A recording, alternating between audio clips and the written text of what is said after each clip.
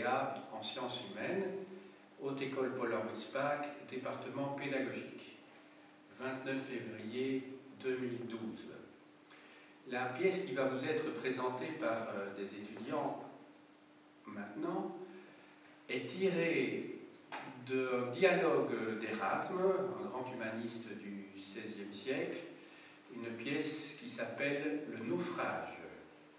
Alors, dans les deux rôles de cet après-midi, vous aurez d'une part Nicolas Delcorte, ensuite remplaçant l'étudiant absent sous forme de lecteur, vous aurez Kevin Vergalen. Alors, dans le rôle de la souffleuse que vous n'allez pas voir et que j'espère on entendra le moins possible, vous aurez Marie, et enfin, dans le rôle du tourneur, Maxime. Terrible récit, c'est cela naviguer. Dieu me garde de ne jamais voyager par mer.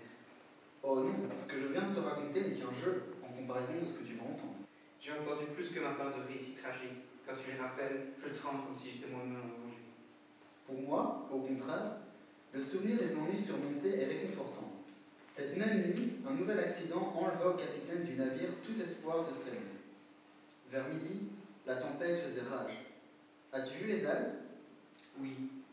Ces montagnes sont des taupinières si on les compare aux vagues de la mer. Chaque fois que nous étions portés à leur sommet, nous aurions pu toucher la lune du doigt.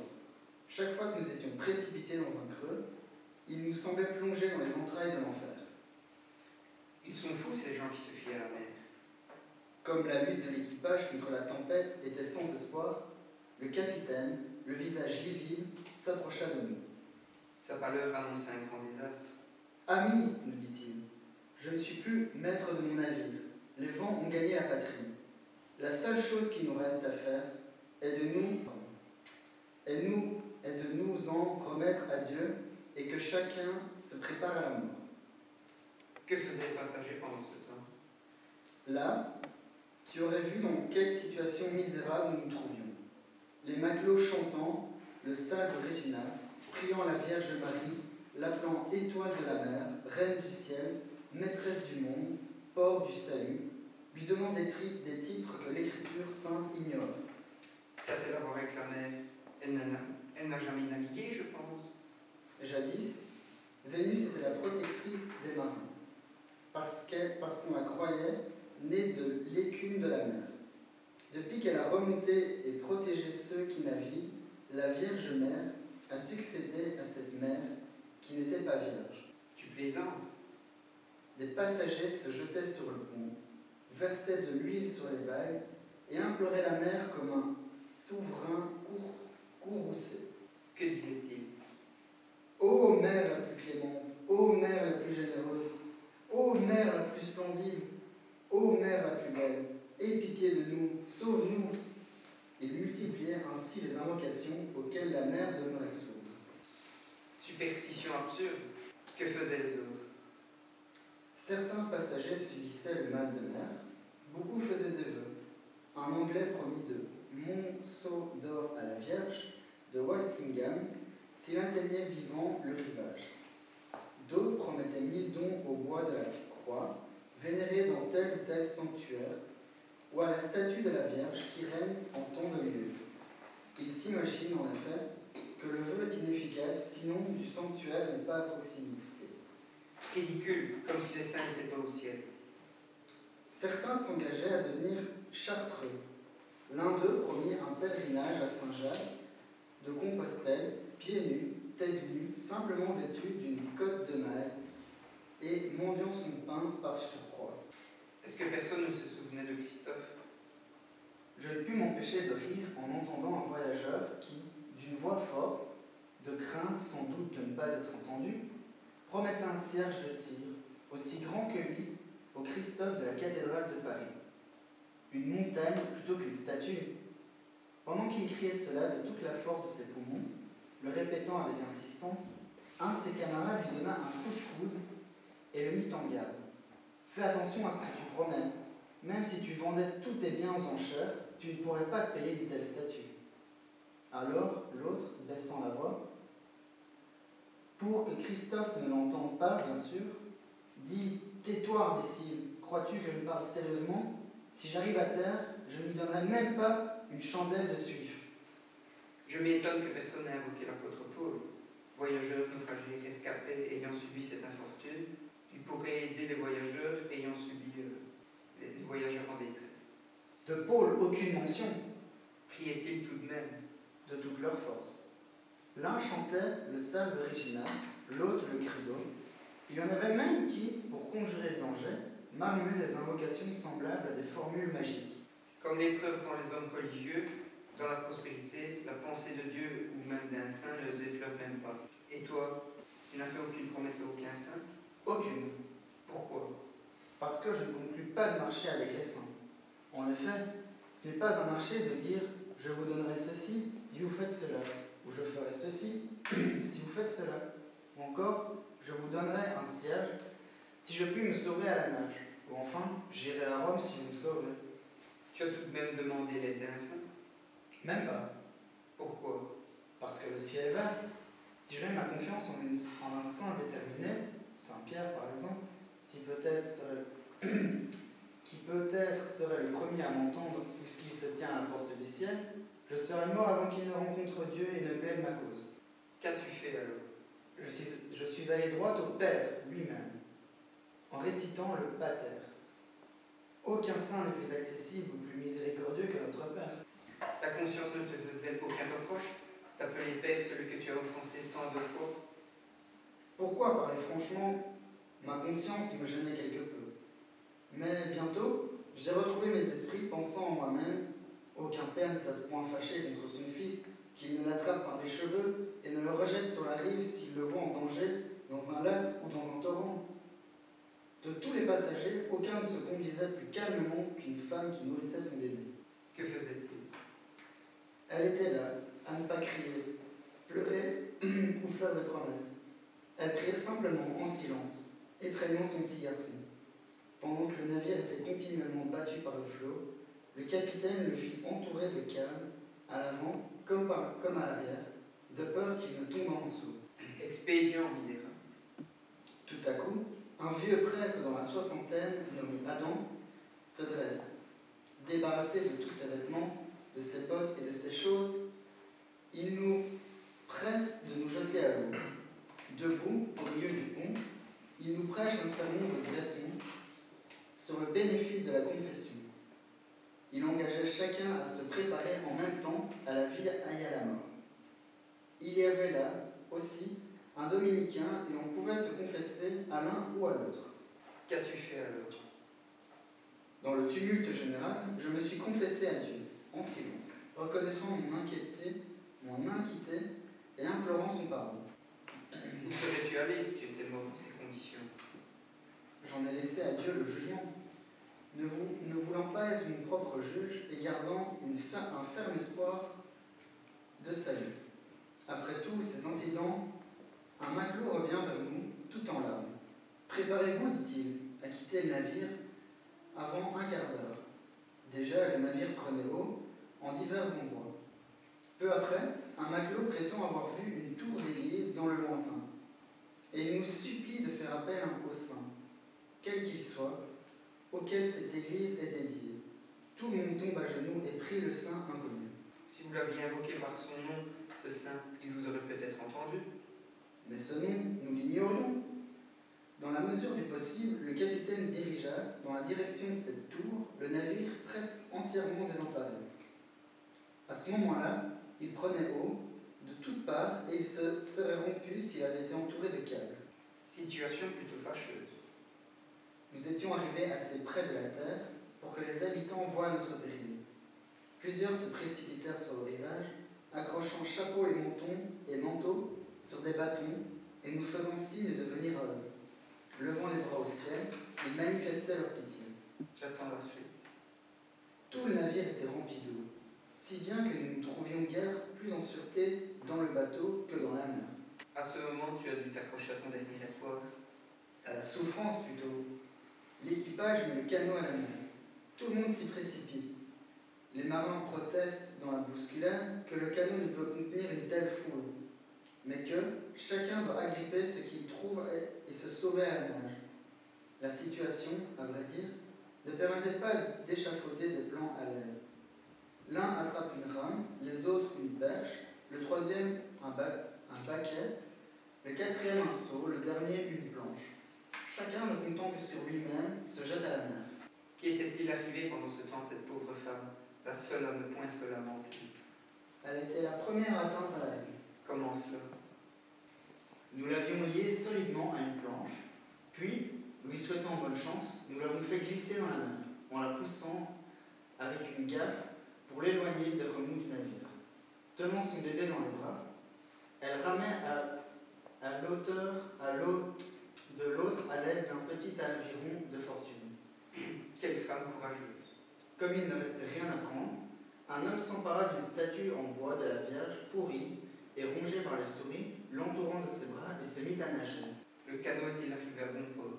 Il fut le premier à couler, et 30 personnes s'y étaient entassées. Quelle malchance en fut la cause! Avant d'avoir pu s'écarter du navire, le canot a été submergé par les remous. Sort cruel. Et ensuite? En aidant les autres, j'ai failli périr, Comment cela? parce qu'il ne me restait rien à quoi me raccrocher. Du liège serait venu à point. En l'occurrence, j'aurais préféré du liège vulgaire à un chandelier d'or. Jetant les yeux autour de moi, j'avise la base du mât. Comme je ne pouvais l'arracher seul, j'appelle un homme à l'aide. Nous appuyons sur ce bois, lui à gauche, moi à droite, nous flottons dans la mer. Pendant que nous avancions de cette manière, le prêtre qui avait prêché se jette au milieu de nous. C'était un poids lourd. Qui est celui-là, crions-nous? Il va nous perdre. Mais lui, d'un air tranquille, soyez accueillants, il y a de la place pour 3. Dieu nous aidera. Pourquoi avoir tant tardé à se jeter à la mer? Il devait être dans le canot avec les dominicains. Cet honneur lui était réservé. Cependant, bien qu'ils se soient confessés, l'un l'autre sur le navire, ils étaient oubliés, je ne sais quoi. Ils se sont donc confessés à nouveau, chacun imposant la main à l'autre. Sur ces entrefaits, le canot avait coulé. C'est ce qu'Adam m'a raconté. Et le dominicain? S'il faut en croire Adam, après avoir imploré l'aide des saints, il s'est déshabillé et jeté à l'eau. Quel saint a-t-il invoqué? Dominique, Thomas, Vincent, et je ne sais quelle pierre. Mais avant tout, il plaçait sa confiance en Catherine de Sienne. Il n'a pas pensé au Christ? Le prêtre ne l'a pas dit. Il aurait mieux nagé s'il avait abandonné sa sainte cucule. Comment Catherine de Sienne aurait-elle pu le reconnaître? Après avoir nagé un bout de temps, le prêtre, qui était très grand, me dit « Courage, je touche le fond. » Je devais croire à une telle chance. Après avoir touché le fond une fois de plus, il partit en marchant aussi vite que possible. Voyant qu'il réussissait, je l'imite. Des hommes massés sur le rivage, des hommes hardis et rompus à la mer, tendaient de longues gaffes aux nageurs. Quand ceux-ci s'étaient accrochés, tous ensemble, ils les tiraient et les amenaient sains et saufs sur la terre ferme. Quelques-uns ont été sauvés ainsi. Combien? 7. Mais 2 sont morts au moment où on les amena près du feu. Combien est-il, vous, sur le navire? 58. Oh, mère cruelle! Si au moins elle s'était contentée de la vie qui suffit au prêtre. Un si grand nombre, si peu de rescapés. Je suis sûr que maintenant que tu n'y rendras plus visite aussitôt à Neptune. Non, sauf si Dieu me rend fou. Quant à moi, je préfère entendre ce genre de récits que de les vivre moi-même. Voilà, alors nous venons d'assister à une prestation théâtrale, donc de Nicolas et d'autre part de Kevin. Je crois que les remarques qui viennent spontanément à l'esprit sont les suivantes. Alors, il y a tout d'abord de la part de Nicolas, parce que Kevin, il est un petit peu hors jeu, il a bien voulu prêter sa voix dans un rôle qui n'était pas le sien à l'origine, mais en ce qui concerne Nicolas, manifestement, il y a d'abord un problème de connaissance du texte, ou plutôt de méconnaissance du texte, qui évidemment t'en cap. Parce que, comme tu ne maîtrises pas bien le texte, comment veux-tu bien maîtriser l'émotion? Donc ça, c'est le premier élément. Hein? On a trop souvent entendu la voix, même si elle essayait de mettre, comment dirais-je, un bémol, pour qu'on n'entende pas trop, mais on a trop entendu la voix de Marie, la souffleuse. Premier élément. Deuxième chose, c'est surtout, et là ça te concerne encore plus directement comme futur professeur, c'est qu'évidemment, quand tu as un public en face de toi, que ce soit ici des spectateurs qui sont tes condisciples, ou que ce soit des élèves devant lesquels tu trouveras un jour, eh bien, il faut bien entendu mettre de la vie, du naturel dans ce que tu dis. Alors, à la limite, que tu ne fasses pas du théâtre dans la pièce, je veux bien, mais il faut au moins qu'il y ait du naturel comme dans la vie quotidienne. Au moins ça. Donc, pas d'exagération, mais au moins que ça paraisse naturel. Or, chaque fois qu'il y a des interjections, qu'il y a des interrogations, on ne parvient pas à les distinguer d'une phrase normale terminée par un simple point. On ne sait jamais si tu es en train de t'exprimer en termes de joie, de tristesse, c'est constamment un ton monocorde. On dirait que tu ne ressens rien, que tu es une sorte de robot, de fonctionnaire à l'Office des étrangers qui est en train de faire un entretien pour des pauvres malheureux qui voudraient rentrer en Belgique, mais tu ne t'investis pas du tout dans ton rôle. Et ça, il faudra le jour où tu es professeur, tu te rends bien compte qu'il faut, quand tu dis quoi, c'est pas vrai, il faut le dire quand même avec un minimum de vie, et pas dire quoi, c'est pas vrai, qu'est-ce que tu dis, etc. Mais comment veux-tu que les élèves puissent s'accrocher? C'est pas possible. Donc ici, n'oubliez pas que ces exercices sont vraiment faits dans le cadre d'un exercice pédagogique. Donc, très clairement, même chose au niveau de la gestuelle. Bon, tu avais un costume qui t'encombrait, j'en conviens, mais enfin, un minimum de gestes. C'était ton voisin qui était en train d'expliquer un naufrage, et on avait l'impression que c'était toi le naufragé qui sortait de la barque qui était en train de couler. Hein, tu étais vraiment engoncé, tu avais la couverture, on aurait eu l'impression que c'est toi qui sortais du Concordia, là tu vois. Hein. Oui, mais le problème c'est que tu aurais dû montrer constamment ton étonnement. Or, c'est un texte formidable. Pourquoi c'est un texte formidable? Parce que ce n'est pas une critique de la religion, vous l'avez bien entendu. Erasme est religieux.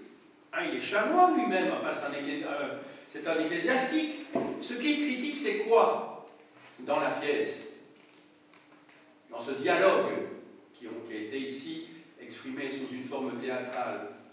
Il critique d'une part la superstition, c'est-à-dire les gens qui croient aux saints comme si c'était encore des dieux de l'Antiquité qu'on doit évoquer en fonction d'une maladie spécifique que l'on a, Saint Rita, Saint Guy, enfin ce n'était pas ces saints-là qui sont évoqués, mais un petit peu cela. Hein? Et puis d'autre part, à côté de la superstition religieuse, c'était quoi? C'était la vénalité. C'est les sous que l'on doit débourser pour avoir une réponse à sa demande. Donc il faut que, si vous faites jouer une petite partie de cette pièce à des élèves, il faut qu'ils sentent quel est l'enjeu de la pièce. La critique, donc, d'une part, de la vénalité des religieux, et d'autre part, ou des fidèles qui croient qu'en payant, on a tout, on a le paradis. Donc derrière ça, c'est évidemment la critique des indulgences aussi, au moment de la réforme. C'est pas en payant un prêtre, en donnant comme ça de l'argent, que pour autant on ira au paradis. Et puis, il y a d'autre part la superstition. Donc vénalité et superstition sont les deux éléments qui sont l'objet du réquisitoire ici d'Erasme, qui est un ecclésiastique. Donc il ne critique pas la religion, il critique les formes de la religion prises, exercées par un certain nombre de fidèles. Alors, pour que l'exercice ait du sens, je vais vous demander à tous les deux de relire, mais sur base des conseils que je viens de donner maintenant, un passage, vous allez lire le texte, mais avec vie. Et je vous arrêterai quand j'estimerai que vous avez enfin trouvé la bonne tonalité. Alors, j'espère qu'on ne va pas avoir toute la pièce à réécouter. Donc, si vous voulez en finir rapidement, vous mettez tous les deux. Et c'est surtout Nicolas. Hein, qui n'était pas directement... Tu dois évidemment mettre de la vie aussi pour l'encourager. Mais c'est lui qui fait sa prestation maintenant. Donc, vraiment, il faut que quand ce soit une interjection, qu'on sente bien qu'il y a un point d'exclamation, quand c'est une interrogation, tu sais comment on se pose des questions. Comment vas-tu? Vas-tu? Le tu, il monte. Hein, c'est pas comment vas-tu comme ça. Ça va? Donc il faut au moins ce minimum qui transparaisse dans ta prestation maintenant. Ça va? Allez, on y va. Terrible récit. C'est cela naviguer. Dieu me garde de ne jamais voyager par mer. Oh non, ce que je viens de te raconter n'est qu'un jeu en comparaison de ce que tu vas entendre. J'ai entendu plus que ma part de récits tragiques. Quand tu les rappelles, je tremble comme si j'étais moi-même en danger. Pour moi, au contraire, le souvenir des ennuis surmontés est réconfortant. En cette même nuit, un nouvel accident enleva au capitaine du navire tout espoir de salut. Vers midi, la tempête faisait rage. As-tu vu les ailes? Oui. Ces montagnes sont des taupinières si nous les comparons aux vagues de la mer. Chaque fois que nous étions portés à leur sommet, nous aurions pu toucher la lune du doigt. Chaque fois que nous étions précipités dans un creux, il nous semblait plonger dans les entrailles de l'enfer. Ils sont fous, ces gens qui se fient à la mer. Comme la lutte de l'équipage contre la tempête était sans espoir, le capitaine, le visage livide, s'approcha de nous. Sa pâleur annonce un grand désastre. Ami, nous dit-il, je ne suis plus maître de mon navire. Les vents ont gagné la batterie. La seule chose qui nous reste à faire est de nous en remettre à Dieu et que chacun se prépare à la mort. Que faisaient les passagers pendant ce temps? Là, tu aurais vu que dans quelle situation misérable nous nous trouvions. Les matelots chantant le salve Regina, priant la Vierge Marie, l'appelant étoile de la mer, reine du ciel, maîtresse du monde, lui donnant des titres que l'écriture sainte ignore. Qu'a-t-elle à nous réclamer? Elle n'a jamais navigué, je pense. Jadis, Vénus était la protectrice des marins, parce qu'on la croyait née de l'écume de la mer. Depuis qu'elle a renoncé à protéger ceux qui naviguent, la Vierge Mère a succédé à cette mère, qui n'était pas vierge. Ok, on va s'arrêter indépendamment de ton tempérament, qui n'était pas quelqu'un de spécialement extraverti, ça me paraît assez clair, en tout cas ici, mais je crois qu'il y a surtout un manque de travail. Je crois que ça se travaille, tu sais, un rôle. Que l'on soit timide ou pas timide, ça se travaille. Et je crois qu'il y a un manque de travail. La meilleure preuve, c'est que quand tu lisais maintenant, on avait l'impression que les phrases, tu les redécouvrais. Or, tu devrais presque les connaître par cœur. Je comprends que, à la limite, le début de la phrase, le premier mot, mais à la limite, ça aurait pu presque sortir tout seul. Or, j'avais l'impression que c'était encore laborieux et que ça manquait d'aisance. Voilà. Donc, je vais terminer ici simplement pour dire que ce que je regrette aussi, c'était peut-être à celui qui est absent, j'oublie qui aurait dû faire, je n'en sais rien, mais il aurait dû avoir quand même une petite présentation. Même si c'était à l'autre de le faire, je veux bien, mais dire quand même un petit peu qui est Erasme, en quelle année il a publié les dialogues et des choses comme ça. Ça méritait que soit toi, soit Kevin, à défaut de l'absent, ne fasse cette petite présentation comme on l'a fait pour toutes les autres pièces. Ça va? Alors, vous allez venir devant et on va voir si la foule va vous lapider ou va vous applaudir. On va voir. Oh